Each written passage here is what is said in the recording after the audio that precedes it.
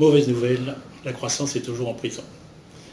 On se souvient des discours d'un ex-candidat à l'élection présidentielle qui nous annonçait qu'il allait libérer la croissance. Eh bien non, la croissance n'est toujours pas libérée avec 0% au deuxième trimestre 2015.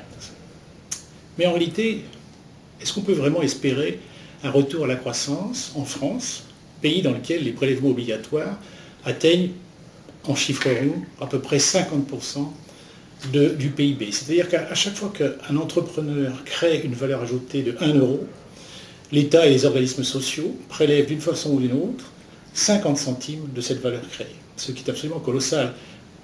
Par exemple, en Allemagne, le taux de prélèvement est d'environ 7 points inférieur à environ 39%.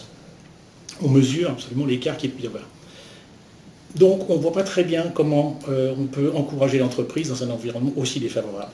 Par ailleurs, à quoi servent ces prélèvements obligatoires?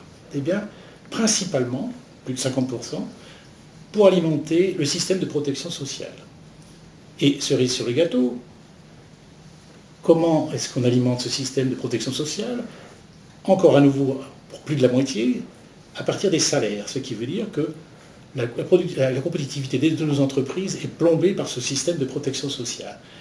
Ce système est devenu incontrôlé et incontrôlable, et on est passé imperceptiblement d'un système de protection sociale à un système en réalité de corruption sociale, c'est-à-dire qu'on a acheté la paix sociale, et que dans cet environnement extrêmement défavorable, il n'y a absolument aucune chance de voir revenir la croissance.